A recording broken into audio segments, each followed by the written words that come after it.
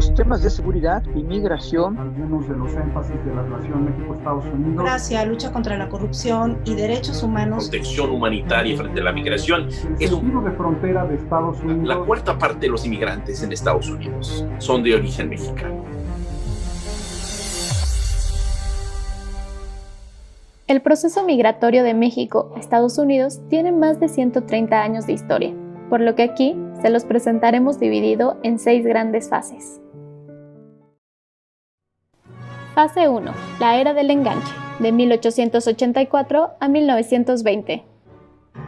El proceso de industrialización en México propició el desarrollo de fábricas de industria textil y ferrería a lo largo del territorio nacional, así como la implementación de vías de comunicación y el ferrocarril.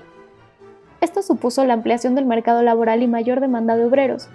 Sin embargo, las condiciones laborales eran precarias, ya que tenían que lidiar con cosas como contratos de trabajo falsos, trabajo mal pagado y explotación en general. En las vías del ferrocarril, los trabajadores se exponían también a ser presas de los enganchadores, que eran personas que promovían trabajos bajo falsas promesas. Estas promesas movilizaron a familias enteras, quienes migraron de un estado a otro en busca de un mejor futuro. Por su parte, en el país vecino se promovieron en 1882 la Ley de Exclusión China y en 1907 una ley similar que excluyó a los japoneses. El impedir el ingreso de personas orientales a los Estados Unidos generó una escasez de mano de obra barata, por lo que voltearon a ver a los trabajadores mexicanos. En aquel entonces, el gobierno de México desarrolló algunas medidas para detener prácticas donde se enganchaban a los trabajadores con promesas falsas. Cabe destacar que estas medidas no tenían como fin limitar la libre circulación o impedir la migración, solo querían evitar que los trabajadores fueran engañados. Ejemplo de ello es el artículo 121 de la Constitución, en el que se estipula que todo contrato de trabajo celebrado entre un mexicano y un empresario extranjero deberá ser legalizado por la autoridad municipal competente y visado por el cónsul de la nación a donde el trabajador tenga que ir.